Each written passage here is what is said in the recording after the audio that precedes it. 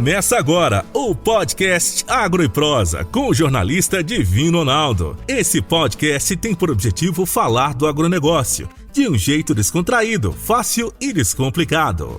Com vocês, Divino Ronaldo e o Agro e Prosa. Pílulas do Agronegócio, com José Luiz Tejon. Olá pessoal, e você que está aí no mundo do etanol? O Ministério está prevendo etanol 19 centavos mais barato na bomba. É o Ministério de Minas e Energia que divulgou na semana passada uma nova expectativa de redução no preço do etanol hidratado. De acordo com essa pasta, a expectativa é que, após a promulgação da proposta de emenda à Constituição, ocorra uma redução potencial média no preço do combustível, que deveria chegar a 0,19 centavos por litro. E também, com uma medida que foi tomada, fica preservada o diferencial de alíquota tributária do preço ao consumidor do etanol hidratado. Portanto, o etanol não deverá perder competitividade no biocombustível comparado à gasolina. De olho no nosso biocombustível, ele é fundamental para o Brasil e para o mundo. Até a próxima. Fique por dentro do mercado futuro com Antônio Reche. Olá, no começo deste ano, o agronegócio passou por momentos angustiantes com a eclosão da guerra entre a Rússia e a Ucrânia. Mais de 80% dos insumos usados nas lavouras são importados.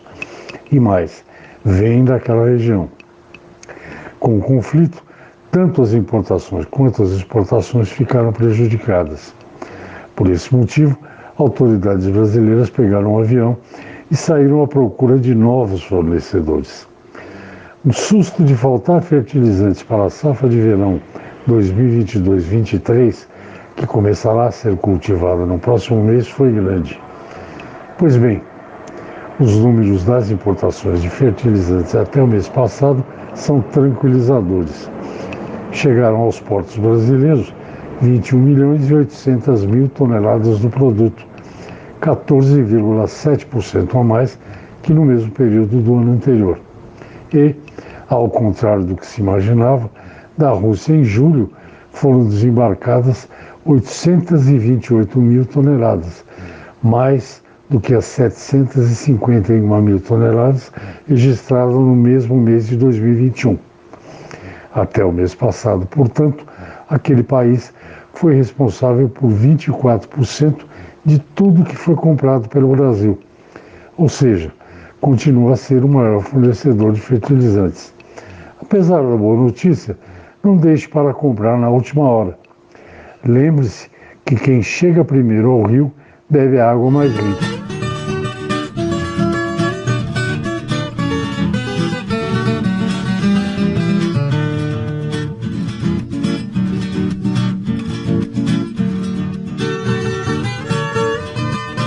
O meu entrevistado de hoje será Juliano Vizin, que é Head de Operações Financeiras da Seeds. E o tema da nossa entrevista será o papel do crédito rural no desenvolvimento do agro. Juliano, que prazer ter você aqui. Muito obrigado por aceitar o meu convite e por disponibilizar esse tempo tão precioso aí para os nossos ouvintes. Boa tarde, Divino. Eu que agradeço o convite e poder compartilhar aí com você e com a sua audiência o que a gente está fazendo aqui na Seeds e bater esse papo aí com vocês da Morada FM. O Juliano, falar de crédito é sempre um assunto que chama a atenção das pessoas, porque o crédito parece que por mais que ele aumente, por mais que haja novas formas de crédito, ele ainda é insuficiente. Eu tenho certeza que hoje você vai ajudar a elucidar muita coisa aqui. O agro, ele não para de crescer. A gente fala sobre isso todo dia, né? O tempo inteiro o agro está crescendo, batendo recordes e recordes a cada ano, aumento de área a cada ano. Mas, ao mesmo tempo, Juliano, ele não para de exigir dos produtores rurais. É profissionalização, a cada ano ele tem que ficar de olho na questão dos custos, a gestão tem que ser mais refinada a cada ano. Por que o crédito rural é tão importante para os produtores? O crédito rural, Divino, ele é essencial nas atividades do produtor, né? Isso porque o agronegócio ele tem um ciclo longo e ele é uma atividade de capital intensivo, né? Então o produtor está sempre tendo que investir, está sempre tendo que comprar insumos ali para fazer o plantio da sua cultura, né? E esses recursos eles só retornam para a mão do produtor depois do plantio, do desenvolvimento dessa lavoura, da colheita e da comercialização. Então, para fazer frente, né, a esse ciclo do agronegócio, é necessário o financiamento. E o produtor rural, ele nem sempre vai fazer tudo com recursos próprios, até porque a escala é um diferencial na atividade, então se ele puder alavancar, puder crescer um pouco mais em cima de recursos de terceiros, isso é positivo, mas sempre mantendo aquele equilíbrio ali para não perder a mão da saúde financeira. Quando se fala em juros, o produtor rural arrepia, né? Porque qualquer meio ponto ali já pode fazer um diferencial muito grande. Conforme você disse, a escala é muito alta, né? O nível de investimento ele é altíssimo. O governo divulgou há poucos dias atrás o Plano Safra, né? Toda aquela festa, o maior de todos os tempos e tal. Mas mesmo assim parece que o dinheiro com juros subsidiados, que é aquilo que o produtor tanto quer, ele é insuficiente. Por que isso acontece? Ele é insuficiente. O Plano Safra do governo, ele financia cerca aí de 30% do custeio agrícola nacional, né? O restante fica na mão de bancos, fica na mão dos fornecedores de insumos, distribuidores, que tem que dar prazo para os seus clientes, e com o próprio capital do produtor, né? Então esse recurso ele nunca é suficiente e mais do que isso a gente tem acompanhado, né, não só a alta nas commodities, mas a alta no preço dos insumos. Então isso requer cada vez mais investimento no capital de giro do produtor rural. A safra está cada vez mais cara, então precisa de mais dinheiro, e é por isso que o produtor rural faz esse apelo aí ao governo para disponibilizar linhas subsidiadas que a gente sabe que acabam sendo essenciais, porém insuficientes para o agronegócio brasileiro. O nível de profissionalismo hoje, Juliana, tem que ser muito alto, não tem? Tem que ser muito alto e a gente incentiva o produtor rural a se profissionalizar cada vez mais, né, de maneira fácil aí, adotar práticas de governança, né, ter informações financeiras minimamente organizadas, que isso vai até facilitar a entrada dele, o acesso dele no mercado financeiro e com certeza maximizar os retornos deles, né? Tem produtor que ganha dinheiro do negócio, mas nem sabe o quanto ganha. E tem muito produtor que a gente sabe que acaba fechando a safra no vermelho. Isso é comum? Porque quando você falou tem muito produtor, quando a gente fala de uma atividade que exige tanto, uma atividade que é tão profissionalizada, como é que ele consegue gerir a coisa dessa forma, Juliano?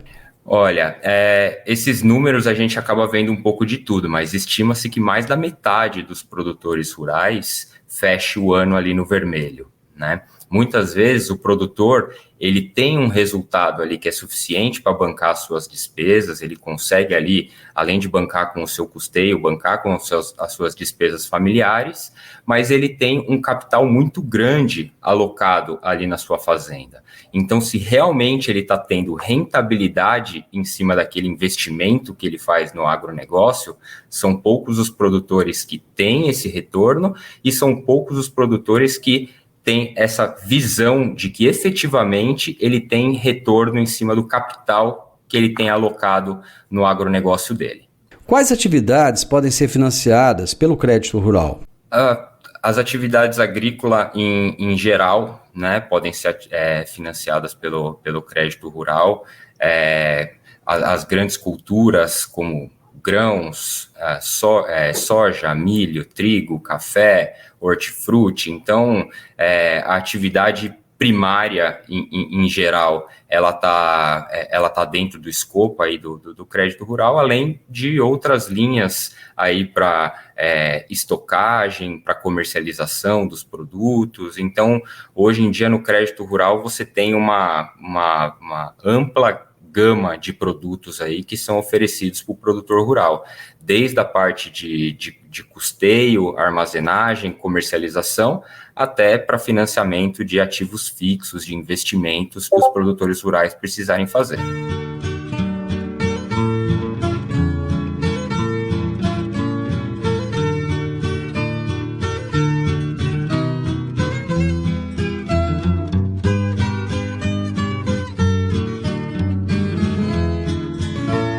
Bom, nós falamos lá atrás a respeito da importância do crédito rural, do nível de profissionalismo do produtor. Agora vamos entrar um pouco mais na questão do dinheiro em si.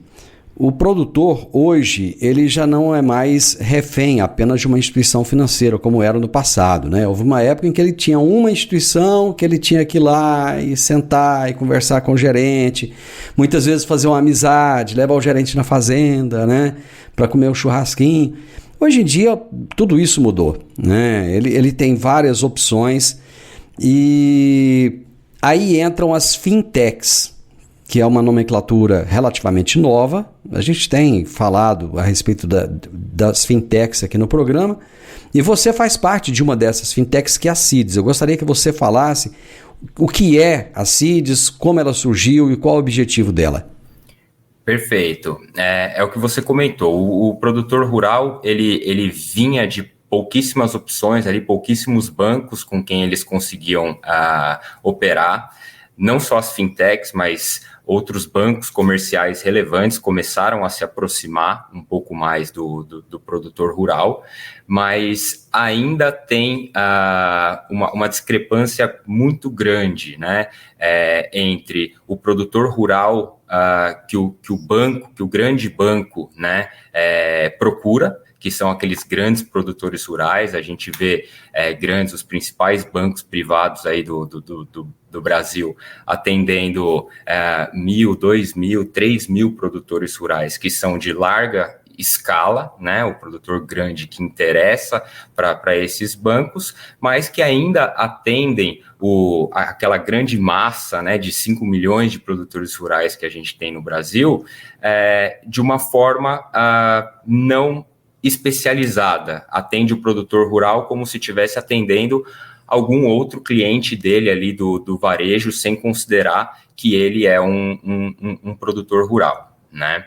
Então, acho que não só os bancos estão fazendo esse movimento para tentar atingir esse meio da cadeia, porque tem os grandes produtores bem atendidos, você tem aquele pequeno produtor que, bem ou mal, ele consegue se financiar com aquele recurso oficial, com recurso subsidiado que ele pega ali no Banco do Brasil, pega em alguma outra instituição, e você tem o meio da cadeia de produtores em que faltam linhas adequadas para que eles possam financiar os seus negócios, né?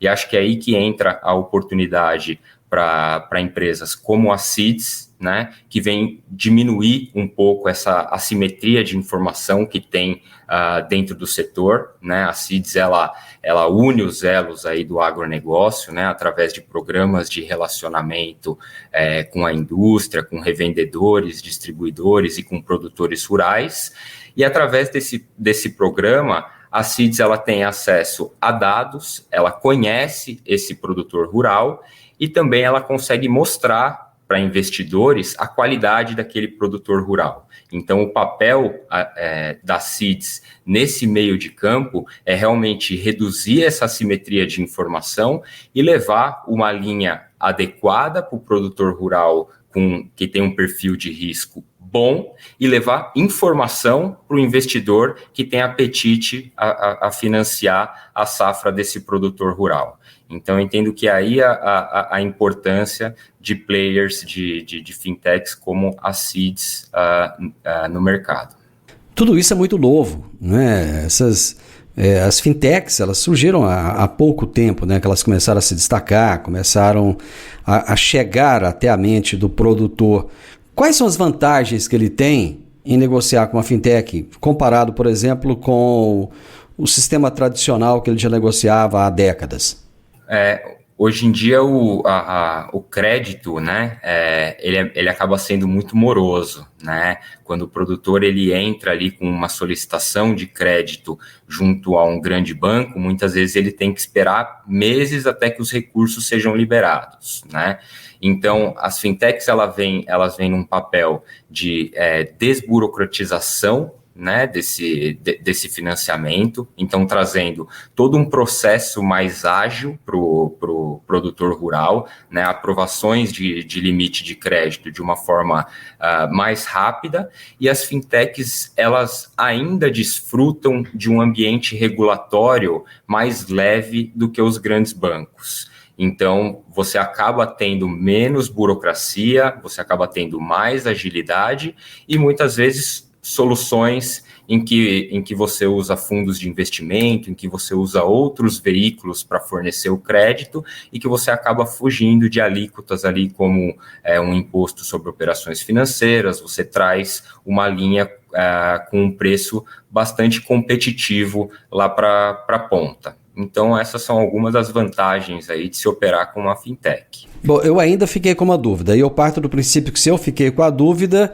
o meu ouvinte, o meu espectador também pode ser que tenha essa dúvida. O que faz? Eu entendi que você explicou aí uma série de facilidades em relação ao sistema tradicional, mas o que faz o sistema aí ser menos burocrático? A facilidade num preenchimento cadastral, os requisitos cadastrais, né? Hoje em dia o Banco Central exige dos bancos uma diligência muito grande em cima do cliente e que isso exige um calhamaço de documentos lá que tem que ser trocado entre o devedor, né, e o credor desse recurso. Então, as fintechs, elas adotam ali as práticas de prevenção à lavagem de dinheiro, elas adotam ali as melhores práticas para não incorrer o risco de financiar organizações criminosas, terrorismo e etc. Mas não tem um ambiente regulatório tão pesado quanto o ambiente bancário. Então, você consegue fornecer ao seu cliente uma experiência mais leve, uma experiência mais fácil ali, um crédito aprovado de maneira mais rápida, e fora que as fintechs vêm com essa veia de tecnologia, de querer trazer a modernidade para o campo, né? Embora muitos bancos ergam essa bandeira da modernidade, mas eles já fazem o negócio, já ganham dinheiro da maneira que a operação está rodando, então os incentivos para que eles tragam algum diferencial efetivo lá para a ponta são pequenos. Enquanto isso, as fintechs estão chegando, tendo que competir nesse ambiente, né, com esses bancos que têm um capital muito grande, então elas acabam tendo que se diferenciar de outras formas, né, seja na facilidade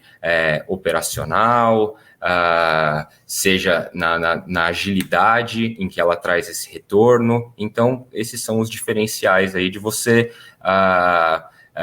operar com uma empresa que foge um pouco aos modelos convencionais. Quando o produtor rural vai operar com a CIDS, por exemplo, deixa eu pegar vocês aí como um exemplo, ele precisa de apresentar garantias para obter o financiamento rural? A garantia ela vai depender do risco da operação. Então, na CIDS, a gente primeiro analisa a proposta de crédito para depois pedir as garantias. Mas a gente pode sim pedir ou uma hipoteca, ou um penhor de safra, ou pode até mesmo aprovar esse limite clean, né, como a gente diz no mercado, sem garantias. Agro e Prosa, falando do agronegócio de um jeito descontraído, fácil e descomplicado.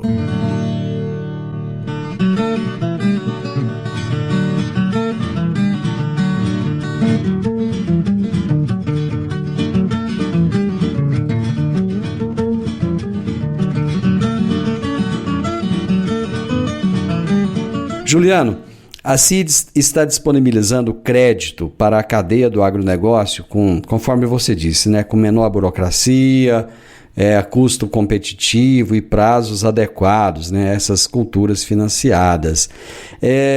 Vocês têm o CIDS Crédito. O que é esse CIDS Crédito? Os CIDS Crédito são as modalidades de crédito que a gente está oferecendo para os nossos clientes da indústria, da distribuição e para o produtor rural, né? Basicamente são opções de capital de giro, né? Para o produtor rural são opções de capital de giro para que ele faça a sua aquisição de insumos, para que ele possa comprar ali o seu fertilizante, a semente, o defensivo químico e para que ele tenha o prazo safra, né, o prazo aí casado com a safra, com a cultura que ele está plantando para fazer o pagamento. Então, com prazos de até 540 dias para culturas ali mais longas, como o algodão, por exemplo. Então, essa seria a alternativa para produtores rurais. Para a distribuição e para a indústria, nós também temos alternativas que, além do capital de giro, elas podem visar um compartilhamento de risco. Vamos supor que a indústria quer vender para um produtor rural e que aquele produtor rural já está com o limite de crédito completamente tomado com aquela indústria. Essa indústria pode procurar pela CIDS para fazer o compartilhamento do risco dessa operação, onde a indústria financia uma parte, a CIDS financia a outra parte. E também temos soluções para trazer um tratamento contábil diferenciado, né? Então, muitas vezes a indústria ou a distribuição tem algum objetivo de desalavancar o balanço, como fala no mundo das finanças, né? A gente sabe que por essa característica do agro, pela necessidade de dar crédito para os clientes, a distribuição e a indústria carregam elevados contas a receber ano após ano, né? Então, a indústria, a distribuição pode procurar a CIDS para soluções financeiras que permitem um tratamento contábil diferenciado, ou seja, para dar baixa naquele contas a receber, contabilizar tudo como caixa e a CIDS fica no risco dessa carteira de clientes. Vocês têm algum software de gestão, alguma coisa nesse sentido para ajudar o produtor? Nós temos um software de gestão de fazendas que chama Perfarm, né, onde a ideia é oferecer para o produtor rural uma maneira fácil dele adotar as melhores práticas contábeis, né, no seu negócio. Né? Então, a CIDS tem esse software de gestão que, através de 2 inputs, o produtor rural coloca lá as obrigações ou as operações, as atividades que ele tem que fazer na fazenda, e a ideia desse software é dar toda a inteligência financeira para melhorar a tomada de decisão do produtor rural. Então, se o produtor insere ali todas as informações da atividade dele, todas as suas dívidas, se ele coloca direitinho ali as informações da atividade dele, ele consegue ter todo o controle financeiro, consegue ter todos os demonstrativos de balanço patrimonial, DRE, fluxo de caixa, tudo com as melhores práticas adotadas no mercado financeiro. E isso pode ajudá-lo de alguma forma a conseguir o financiamento ou não? Isso com certeza já vai auxiliar ele nas suas tomadas de decisão, mas essa transparência, organização, mostra uma melhora de governança do produtor rural, que isso com certeza melhora o acesso que ele tem a linhas de financiamento junto ao mercado, né? Então, esse software ele vem a aumentar aí a bancabilidade do produtor rural. Como é que as pessoas interessadas podem se cadastrar nessa plataforma de vocês? As pessoas interessadas nas linhas de crédito podem mandar um e-mail direto para juliano@cids.ag ou então através do nosso Instagram, CIDSBR, clica no link da bio e vai na opção Crédito CIDS. Se cadastra que os nossos especialistas vão entrar em contato com você para a gente garantir os recursos de financiamento da sua próxima safra. Digamos que eu seja um produtor rural, estou ouvindo a nossa conversa aqui e fiquei bem interessado, gostaria de saber mais informações, mas eu imagino que deva haver pré-requisitos para esses produtores que querem utilizar o serviço de vocês. Há essa exigência ou não? Sim, as exigências elas são básicas, né? O produtor rural ele tem que estar com toda a atividade, né, em território nacional declarada no seu imposto de renda, né? E aí, mandando essa documentação, a gente vai receber esse imposto de renda.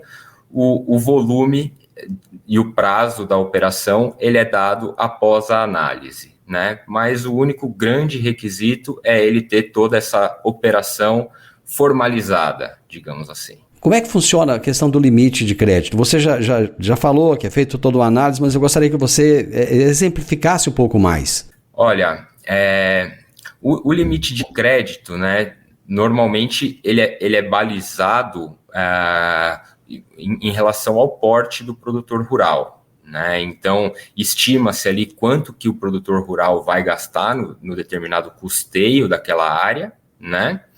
E o quanto que é uma prática normal que o credor espera que o produtor rural financie com capital próprio, né? Por mais que a gente falou que tenha sempre a necessidade, né, de terceiros financiarem a safra do produtor rural devido a essa elevada necessidade de capital, mas é esperado também que uma parte do custeio seja financiado com recursos próprios, né? Então, tirando essa parte que a gente considera que o produtor vai financiar com recursos próprios, a gente determina ali qual que é a participação que a gente quer ter, né, em cima dessa parcela que é financiada por terceiros. Porque também, no ponto de vista do credor, nem sempre é bom você ser o único credor daquele produtor rural, até para ter outros players, outros parceiros juntos, né? Se caso precise renegociar, precise resolver ali algum problema do produtor rural, eu entendo que quanto mais gente interessada em resolver, mais fácil fica de resolver aquela situação. Então, o limite ele é calibrado mais ou menos dessa forma. A gente vê uma parcela que o produtor teria que financiar com capital próprio e o que ele tem que financiar com terceiros, a gente faz uma continha ali de acordo com o risco de qual é a parcela desse financiamento de terceiros que a CIDS estaria se dispondo a fazer. A gente tem a mania, né, um péssimo hábito de falar de pequeno, de médio, de grande produtor rural. Isso depende de que região do Brasil que você está, depende de que atividade, que cultura que você trabalha, né? Se você é um horticultor, por exemplo, você tem 10 hectares, você é um grande horticultor, né? Se você é um produtor de 10 hectares, você é pequeno, né? Você trabalha com grandes culturas, lógico. Mas vocês trabalham somente com grandes produtores ou com pequenos e médios também? Não, a carteira da CIDS é bastante diversificada. Hoje a gente está com mais de 65 mil produtores rurais cadastrados na nossa plataforma. A gente atende produtores rurais em 19 estados do Brasil. Pegando uma amostra do que é a nossa carteira, ela reflete bastante, né, uma foto aqui do que é o agronegócio do Brasil, ali com predominância de grãos e de grandes culturas, como cana-de-açúcar, como café, como algodão. Mas também a gente tem o pessoal do hortifruti, a gente tem o pessoal do trigo, feijão, tem outras culturas aí do perfil um pouco menor. Mas como eu disse, a gente tem o pessoal no Cerrado, né? Hoje, em número de produtores ali, 20% da nossa carteira está no Cerrado, mas é onde mais acumulam moedas CIDS devido ao tamanho das operações que são feitas lá, né? E a gente tem 30% dos usuários da nossa carteira nos estados do Sul, nos 3 estados do Sul, né? E financeiramente acabam acumulando um pouco menos em moeda CIDS, devido ao perfil do produtor rural nos estados do Sul, que são um pouco menor. Mas a gente tem uma diversidade muito grande, uma diversificação muito grande aí de produtor rural na nossa carteira, mas em média ali girando em torno de 500 e poucos hectares, 600 hectares, né? Que é o que você falou. No Mato Grosso ele vai ser um pequeno médio, né? Se for no Rio Grande do Sul, ele está bem grande aí com esse porte. Juliano, eu gostei muito da nossa conversa. Sempre que a gente vai falar de novidades, sempre que a gente vai falar dessas coisas que eu disse que a gente tem que correr atrás da informação, né? Porque senão ela fica aí na nossa cara e a gente não sabe o que é muito bom. E eu adorei, porque eu aprendi muito com você aqui. Muito obrigado. Foi um bate-papo, para mim, muito interessante. Que legal, Divino. Eu que agradeço a oportunidade, mais uma vez, da gente fazer esse bate-papo e de poder apresentar também as soluções que a CIDS está oferecendo e tentar proporcionar aí um agronegócio cada vez mais tecnológico, com decisões mais assertivas e mais eficientes aí para os nossos produtores rurais. Meu amigo, muito obrigado. Abraço. Obrigado, Divino. Um abraço. Você ouviu o podcast Agro e Prosa. Se gostou, compartilhe, recomende e nos siga nas diferentes plataformas de podcast.